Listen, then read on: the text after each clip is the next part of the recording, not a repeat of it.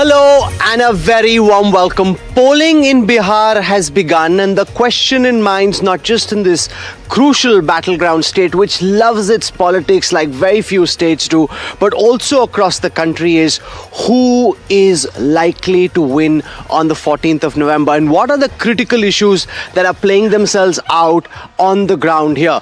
To get a sense, we're at the Belghati village in Purnea, and I'm joined by 5 leading experts who've spent the last several days traveling the length and breadth of this state. I want to introduce first Dr. Surjit Bhalla, one of India's leading economists, member of the Prime Minister's Economic Advisory Council, has been at the International Monetary Fund. He's been traveling, looking at it from a political and economic lens. Welcome. Thank you, sir. We have Amitabh Tiwari. Amitabh Tiwari is a former investment banker, comes from the state of Bihar, loves his politics, given up his suit, put on a kurta pajama. Welcome, Amitabh. We have Sanjeev Srivastava, one of India's most renowned political journalists, has traveled the length and breadth of this country, covering elections over 4 decades. We have Ajit Jha, who's a consulting editor at NDTV, comes from the state of Bihar, and therefore is not just looking at it from a research perspective, but also very, very passionate about what's happening in his home state. And since immigration and migration are such critical issues in this election, I have Dr. Neeraj Kaushal. She is a leading expert at the Columbia Population Center on migration, population and immigration, which really has been at the core of this election. I want to start by asking Dr. Bhalla about, this 10,000 rupee Jivika scheme that the Nitish Kumar government came up with in the run-up to this election. We were speaking to women in Purnea and elsewhere, and they're obviously very happy with the fact that they've got this money. Do you believe that this could potentially be a game changer, and is this the right way to do it? Give a grant of 10,000 rupee in the hope that you'll get their votes? Well, first, could this be a game changer? No. Second, is this the right way to buy votes? No. Third, this has been the practice forever. So they have formalized the cash transfer, which is in many ways a more efficient system than of giving saris or computers or whatever you have. So in kind is not. But I think, we have to we as Indians and the government, etc., has to come to some kind of resolution, broad thinking on, this whole business of freebies has really gone too far, in my opinion. It's not the most efficient way to help the poor or to bring about development or even to bring about a change in your vote share. Now, I will conclude with that look, I don't think, and that was my first response, that this 10,000 is going to affect the vote. In other words, I think whatever would have been in its absence will happen now. And perhaps we can discuss. You don't think it's a game changer? Because Amitabh Tiwari, we spoke to a lot of women who are sowing seeds for the winter crop in a farm in Purnea, and they were mighty chuffed with the fact that they'd got this 10,000 rupee. Some had bought sewing machines, some had bought some goats. They were very happy. And I asked them, will this impact your decision to vote? And they said, yes, we are being taken good care of. Women, Nari Shakti, seems to be at the core of the appeal of Chief Minister Nitish Kumar. Yeah, essentially because when we ask that vote vibe, if you get the money, will you switch your vote from others or a Jan Suraj or a Mahagathbandhan to India to NDA? 5.8% of voters said yes. That's it. So 6% is a big swing in an election when the margins were only 12,000 votes between the two alliances. And this 10,000 rupees is a series of steps which Nitish Kumar has taken. It's not come out of the blue. So you have had a cycle distribution scheme, you've had a scholarship scheme, you have 28% of women in police in Bihar. The national average is 12 to 13%. You have 50% panchayats, you have a reservation for women. Correct. So this is seen as a series of steps in his attempt to empower women of the state of Bihar. That's one. Second is it's also tied to a hope of getting rupees 2 lakh in the future. Because if you have a good business plan, that's what the government is promising, then they will be facilitating a 2 lakh rupee worth loan from other banks. And when we asked questions as to what you have done with this money, this we asked when the money was transferred in the accounts of the people, 58% said we have started some kind of a small business. Correct?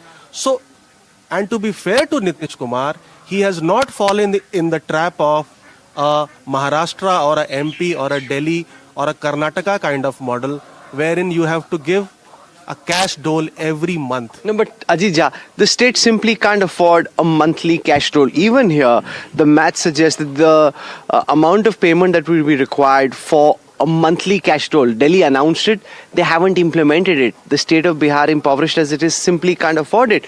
But you were speaking to women as well, and you saw those who received the money seem quite happy. And the contemporary wisdom out on the political street in Bihar at the moment seems to be that this potentially could be the singular biggest game changer, even though Professor Bhalla doesn't agree.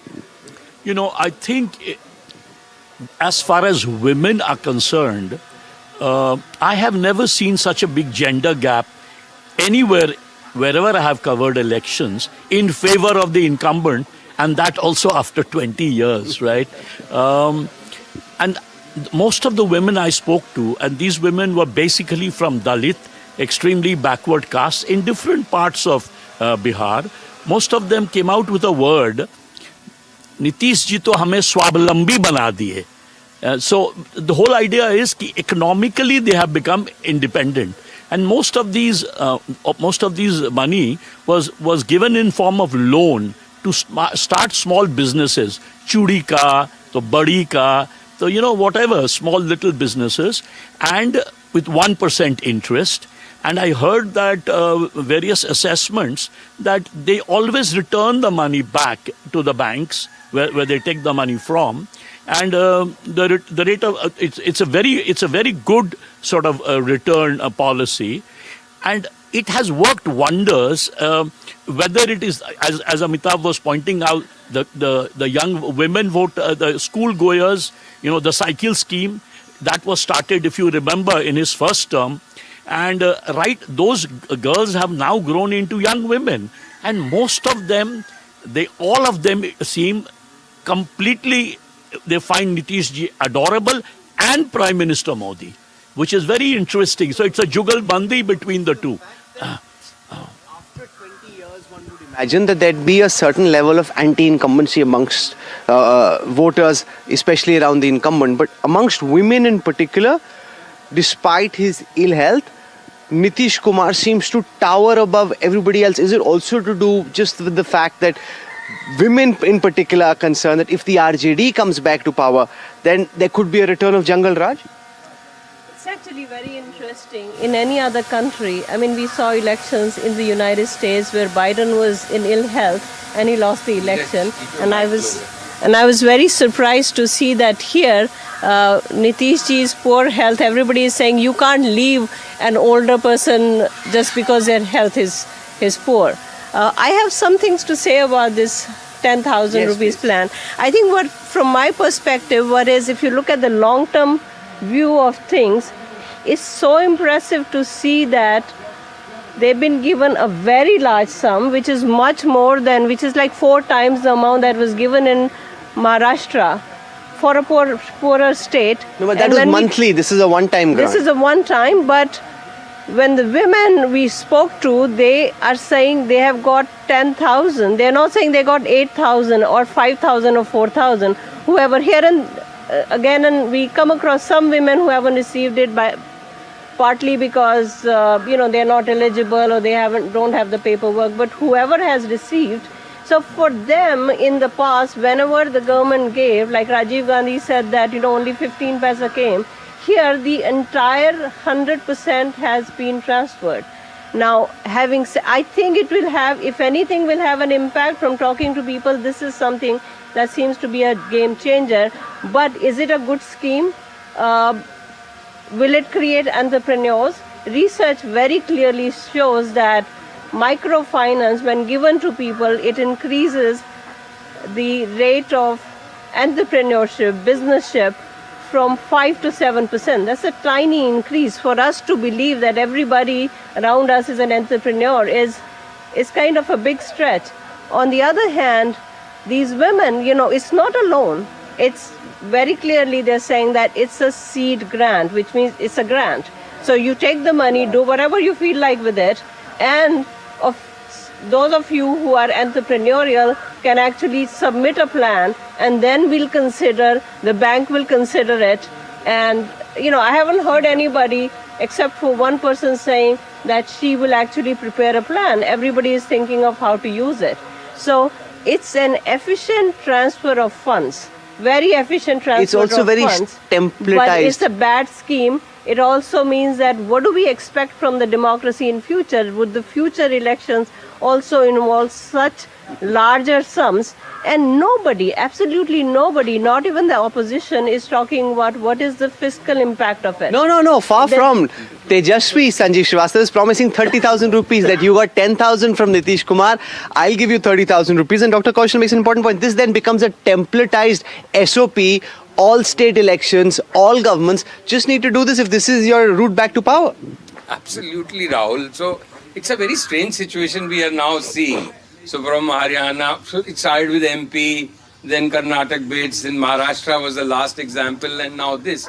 So all you have to do is, after 4.5 years of good governance, indifferent governance, bad governance, whatever, towards the last few weeks, you announce such schemes, and suddenly, and I disagree only on one bit with Surjit Bhalla, that I think it is a game changer.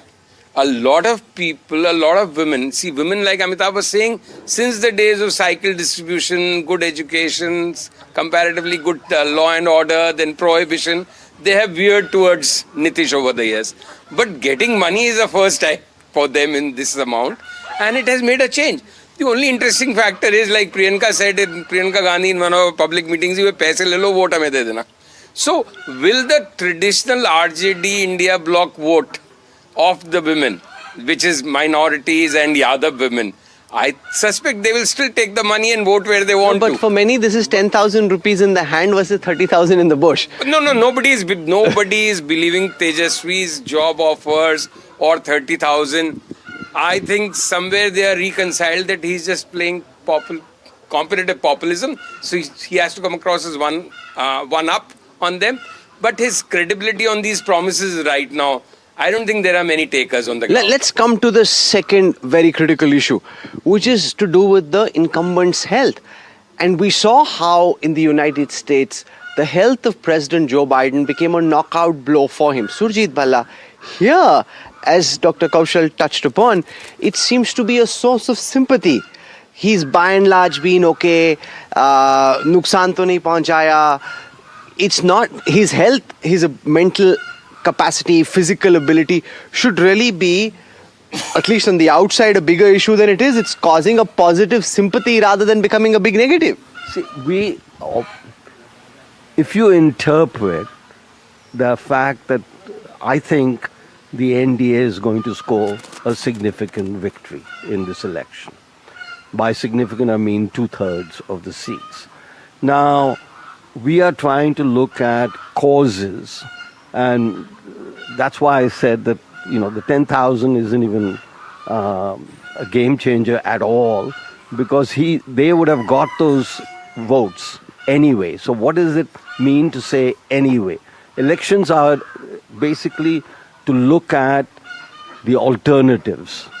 And I think no matter what you do, in most people's eyes, and that's what I believe, the alternative is not very palatable, is not very appealing.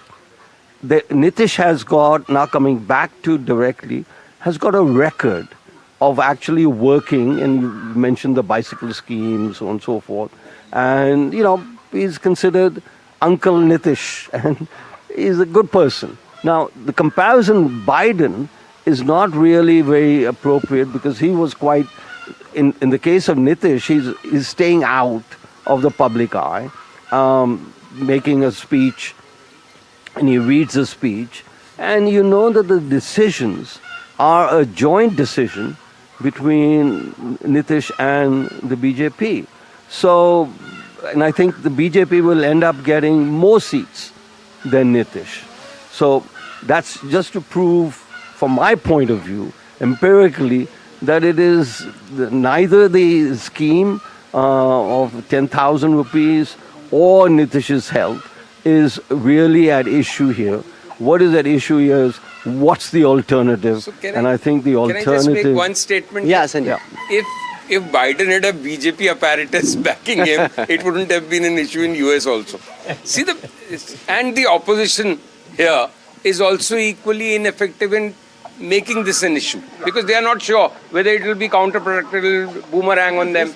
But more than that, it is the way the BJP manages the entire ecosystem.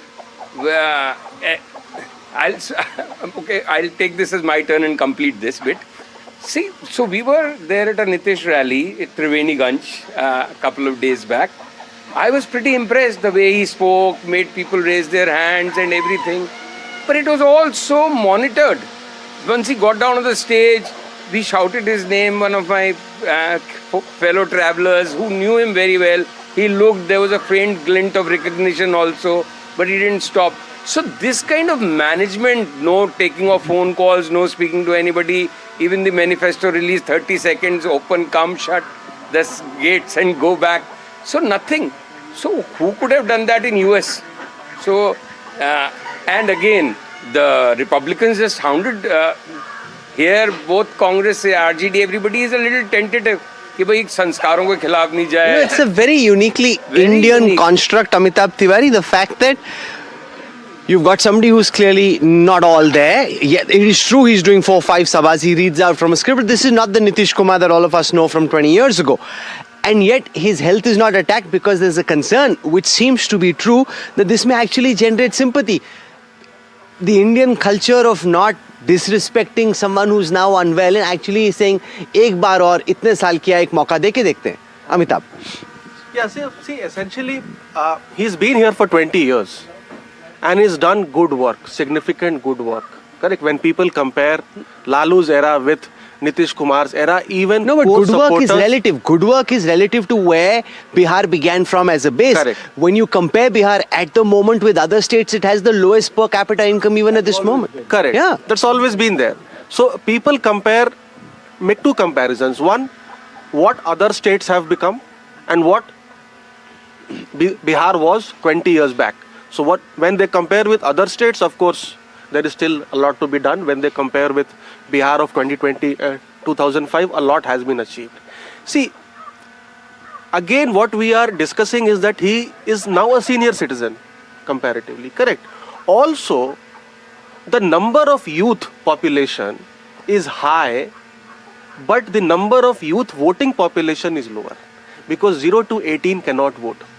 So 30 plus voters who have seen his work, have sympathy for him, and the youth who have not seen his work perhaps, or have not seen the earlier work and have no other base to compare, may be looking for change, but their numbers are smaller. They're only 25% of the voting population. 30 plus is 75% of the voting population. This culture thing. And the RJD Congress are not attacking because I think somewhere in their mind, their only hope now is that Nitish is not made the CM by BJP and Nitish again comes back to Mahagathbandhan to become Do you CM. think that's possible? We were with Pappu Yadav yesterday, Ajija, and he said that there's an open offer. Aap dekh lena, ye banayenge nahi CM. Nitish Kumar will come back with the RJD. Far from thinking of him as a liability, they're still trying to woo him and win him over to their side. It's the most fascinating business of political somersaults, which don't seem to have a negative rub on this guy. Yeah, that's a good point, what you pointed out, that the fact that he's a Dalbadlu Chacha, as everyone calls him, is not seen as negative. The idea is कि Nitish रहेंगे तो बिहार का विकास होगा.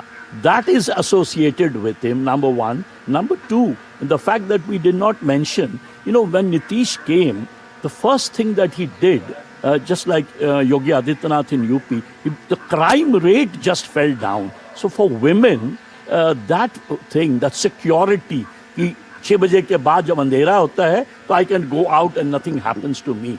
That sort of, makes him, that's why he's big favorite for women. And the third I found out, which was very funny, a lot of people told me Bharat में you see, the typical thing is जब बेटा बाप को गाली देता है तो people start hating the बेटा कि भाई आपके लिए इतना किए. So Prashant Kishor, he is the one who's attacking Nitish left, right and center. So many of the people told me घर में रखते थे इसको नीतीश कुमार और अब ये जो है रोज गाली देता है उनको. ये कोई तमीज है बात this करने would का? typically be a knockout blow in any other state. I mean, if, especially in a country like the United States where you're based at the moment, if this was to happen, it would not even lead to the candidate being allowed to stand. Here, it's actually creating sympathy for the incumbent chief minister. Yeah, part of it is also, imagine a situation where BJP was in the opposition and not an ally of Nitish. It would have been a very different scenario. They would have talked about his health. They would have talked about his mental health. So I think there is a cultural difference, but there is also that BJP would have gone really against. So why do you think RJD is not doing it? RJD is not doing it, but another thing that the BJP, that Nitish Kumar has done, he has created this very fine balance in this state. For instance, he has kept the BJP's communal politics at bay, and he has kept RJD's caste politics at bay. So in that sense, many people actually think that he's bringing that balance. So there is a sympathy for him on many counts. One of this being, the balance that he's created, the law and order thing that they have. And RJD is probably not very well equipped. They are not very well, they haven't planned this very well. They have, their response, BJP's response to this 10,000 scheme might have been another Revdi. Like, PM Modi has said, "Main Revdi nahi," he was against Revdis for a very long time. This 10,000 scheme, it looks like a Revdi, it tastes like a Revdi, it is presented as a Revdi, and it is also accepted as a Revdi. But no, there's a competitive welfareism that we see. So it's kind of very sad that, people of Bihar look at politics now as what are they going to get from various political parties.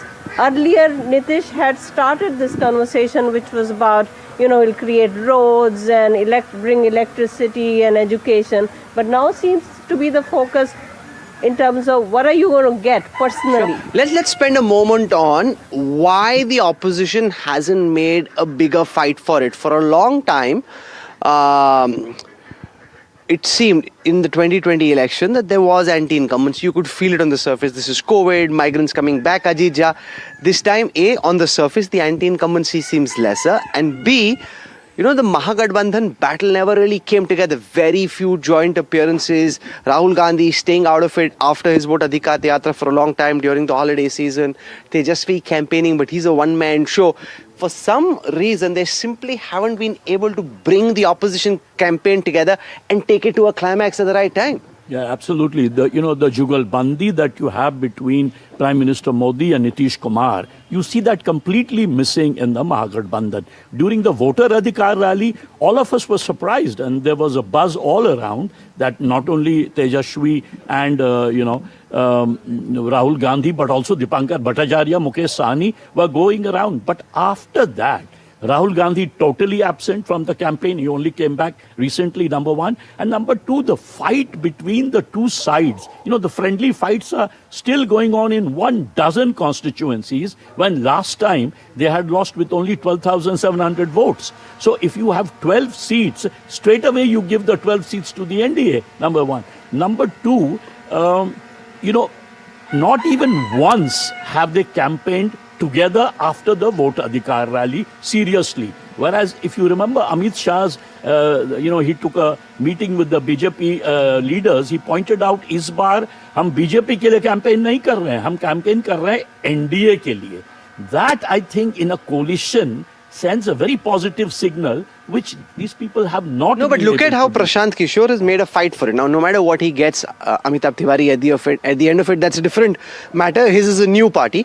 But he's really, over the last 3 years, slogged physical effort, mental effort. For some reason, Tejashwi, who's got everything to win and nothing to lose, hasn't put in the same kind of physical effort. He hasn't done the yards in the way that a complete outsider like Prashant Kishor has. Because Tejashwi is a typical politician. He became active only 3 to 6 months before, or he becomes active only 3 to 6 months before the elections. Actually, if you see whatever the Mahagathbandhan is raising as issues, some of those issues have been raised vociferously by Prashant Kishor's party, and they have copied it from Prashant Kishor. The issues on corruption with regard to ministers in NDA government has been raised by Prashant Kishor. The Mahagathbandhan has not raised it. The issues on education, health, unemployment, migration. So somehow the opposition is playing typical politics of staying away from hardcore door-to-door politics for 4.5 years, coming on the scene when the elections arrive. And of course, there is a lack of coherence in the campaign. Even 3 months ago, when I was here in August end and September, NDA had one poster, common poster across Bihar. Left Nitish, right Prime Minister Modi, some slogan, and NDA Sarkar. Rozgar Lagatar, NDA Sarkar. Across Bihar, even today, you will get Tejashwi Sarkar as posters of Mahagathbandhan. There is no Mahagathbandhan Sarkar poster. So there is a complete lack of coherence in the campaign and significant research. When unemployment is an issue, migration is an issue, how will you solve it? When there is a serious question about the credibility of Lalu Yadav's family as having solutions to problems or being able to take Bihar to a new level, you need actual tangible solutions. No, but Sanjeev Srivastava, it was said that in 2020, Tejashwi was too early for him. He wasn't fully baked. In terms of his political cycle and journey, this is when he's fully baked, or he should be fully baked. And far from having progressed, political wisdom at this moment suggests he's actually regressed as a leader. How can that even be possible, and why is it happening in your view? So that is Tejashwi's personality also. To some extent, we should understand. He is, while I don't agree to the BJP description of him as a dynast, but the fact of the matter is that he is a dynast. He has been brought up in comfort and certain easy life. So that kind of hunger, despite his best efforts, he's addressing 15 rallies, but somewhere he has his pat. He knows if he doesn't become the chief minister, he'll become leader of the opposition.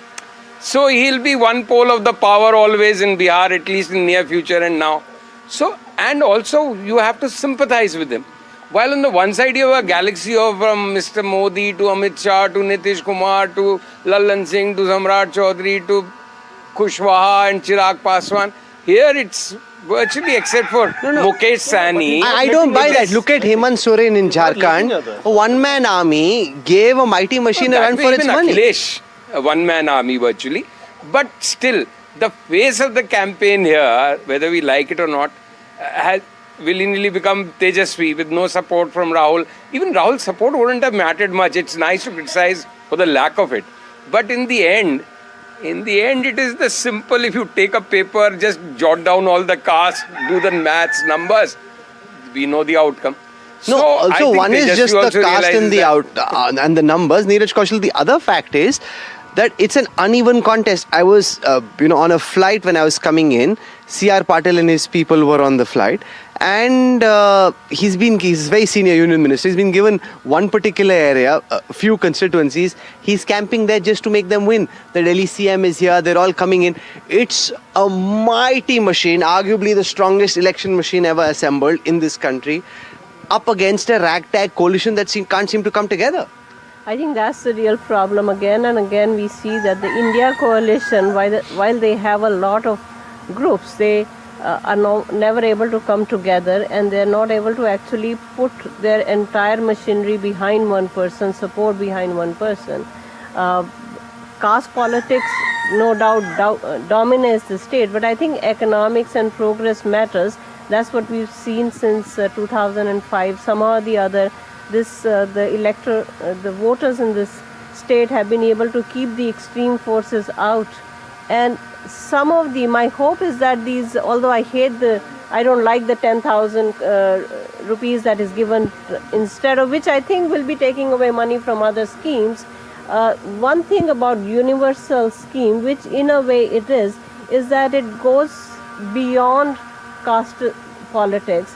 So it seems like Nitish has kind of created a constituency across caste groups among women.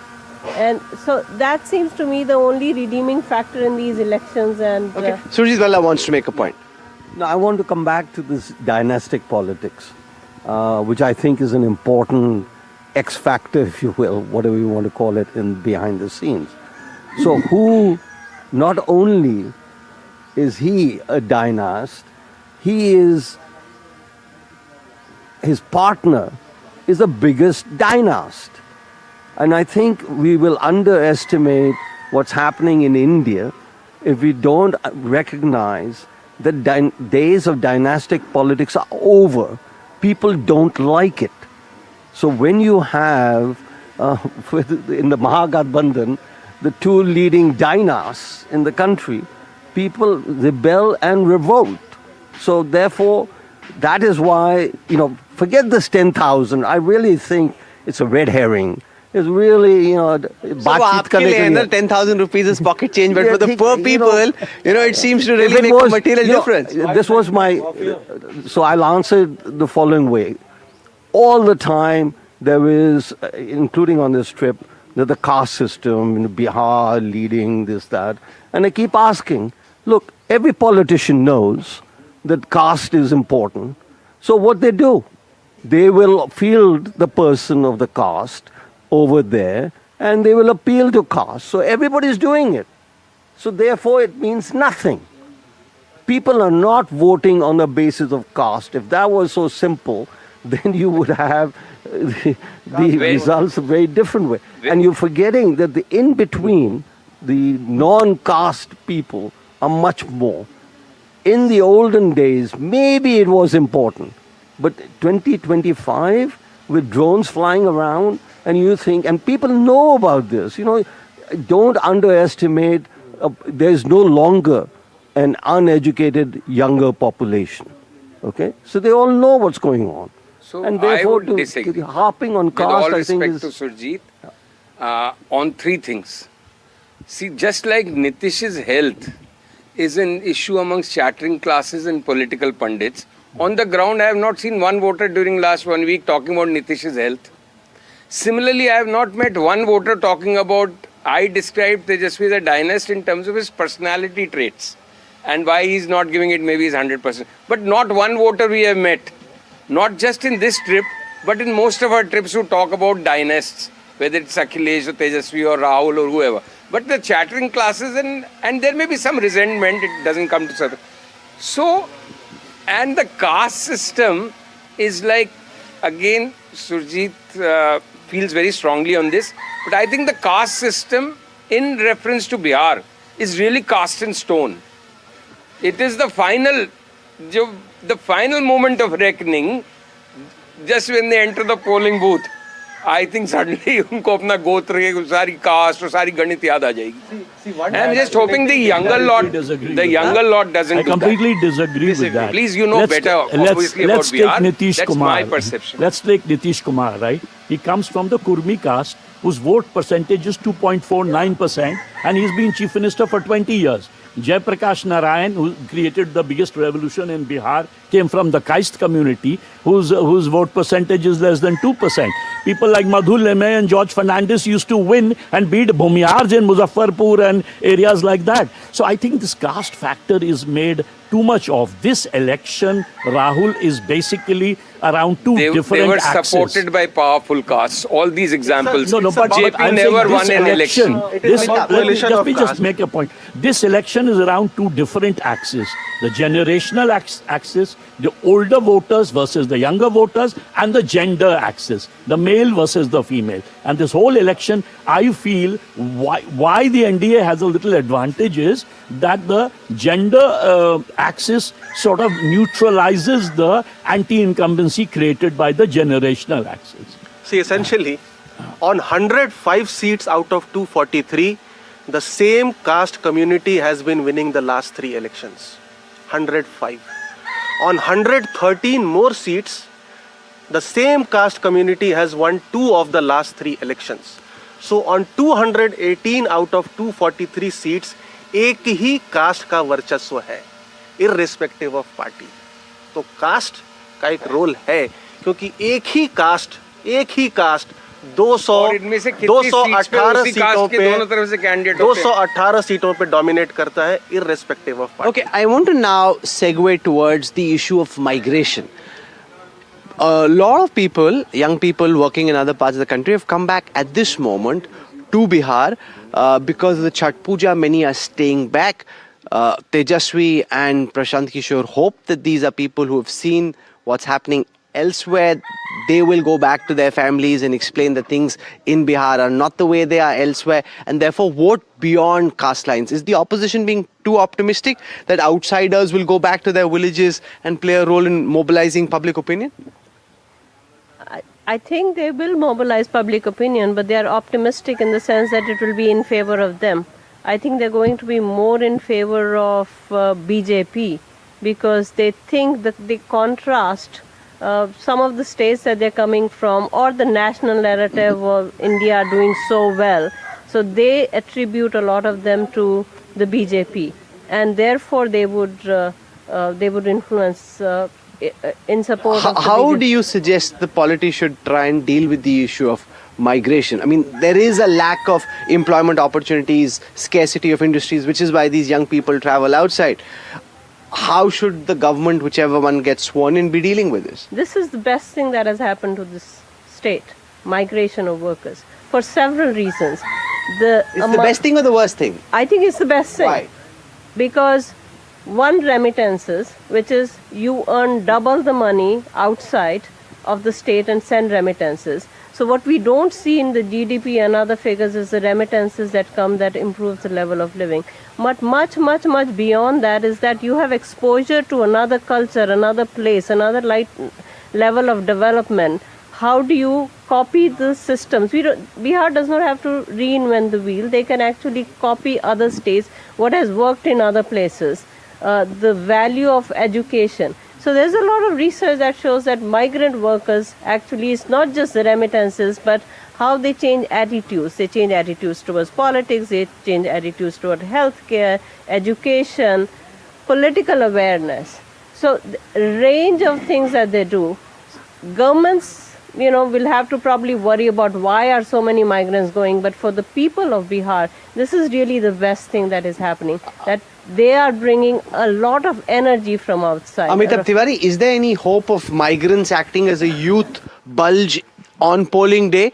Or do you think this is just fanciful notions that look good on a strategy deck but not necessarily on the ground? No, see, essentially, if you see the Jan Swaraj party, there is an undercurrent which is very, very difficult to measure, especially amongst the youth and the migrants, these two categories of people. And the many migrants have come back with this hope and desire that they are going to vote for Jan Swaraj because they might not then need to go out of state and work. Ma'am is right in the sense that when you go out, you get a better perspective, and it's like learning from the best practices across the state, and when you come back, you try to imbibe that in the society you are living. Now these two are going to be the big game change or big kingmakers sort of voters. Very, very difficult to gauge which way these two. Ajija, does Prashant Kishor have a hope? He says arsh or farsh, either the ceiling or the floor. Is it more likely the ceiling or the floor, you think? I don't know in terms of number of seats, I can never figure out. But I think he's going to get a certain percentage of vote that is going to be critical, because the fact is that his party is the only party which is contesting in almost all the seats -4, right? So as a result, he's going to get. Number two, the social media campaign, he is number one, and therefore, जो migrants आ रहे हैं, most of the migrants I have talked to, they told me they are either going to vote for Prashant Kishor, or among the Muslim migrants, I found a lot of migrants pointed out they have come all the way from Panipat and places like that, and they want to vote for Owaisi, which I found very interesting. And some of them told me कि हम vote देंगे तेज रफ्तार को. So I said तेज रफ्तार कौन है? So they meant Tejashwi. So among the migrants, you get a different kind of, sort of profile. No, but as I was speaking, Sanjeev, to some young people, they described themselves an interesting dynamic playing out. They've come from outside, they have their own ideas on what they think the state needs. They go back and they talk to their parents, and their elders tell them, "Nahi, yahan pe to aise padta hai," which is essentially that along the lines of caste. And they're saying, we're trying to convince our elders, the elders are trying to convince them. That's happening in the build-up to polling. It'll be interesting to see on the day of polling which way that dynamic ultimately pans out. You are absolutely right. It will be the polling day and the results day when we'll truly understand the impact of Prashant Kishor. Like I said, I saw nobody talking about the health of Nitish Kumar, nobody talking about Danest. I haven't frankly come across in my last 6-7 days people talking much about Prashant Kishor. Maybe we are talking to the wrong set of people. Maybe we are in the wrong region. But again, from a distance, Prashant Kishor looked much bigger than while we are coming closer and seeing things. He doesn't. He looks big on social media, you think? Not so much on the ground, because the digital impressions are way out. Interviews with him or his reels, videos, off the charts. The question is, will it translate into votes? Not in this election, not many votes, but I do think that he might end up getting upwards of 10 seats. So How many? Upwards of 10. His ceiling is 10, or I'm out, or whatever. But I think it's very, look, all of us know Prashant Kishor. He's been a major election player. I will reveal, one commentator said, one interviewee said that, listen, he knows more about the election, politics, and economy than anybody else, which I happen to agree with, certainly in this election. Second, to what extent is Prashant playing the long game? But he's an impatient man. He's in a hurry to Yeah, get but things he's done. also young. Of course. And especially since we were talking about how age might be playing a part in this. So, 5 years is not that big a distance. So I think that's his motivation. He's certainly now not an election strategist. He is a politician running for election. And I think regardless of how well or badly the media describes him, his performance, I think he's a player. And No, but do you think him not contesting himself was a big disservice? Because every client he advised as a consultant, he said, fight, you have to fight. It's the 101, without this there's no hope. And when it came to making the choice for himself, he opted out. Yeah, I've thought about that just like you have, as to why. Now, part of it could be that he's really wanting to create a party, not a one-person party. So that's what often happens, and we've seen that. They all say this, and then we end up with Kejriwal. Yes, and I was going to mention the Kejriwal wanted to create a party, created a party, but really was quite obsessed with himself. This Prashant Kishor doesn't want to fall into that part. So You're being very charitable towards him. So I think, he's an election strategist. He studied elections. So I think I'm not speaking on this with as much conviction as I speak on caste not being a factor. So I think, but it is intriguing. I will give him the benefit of the doubt. What I feel that Prashant Kishor has a major impact in this election in terms of the agenda of the election.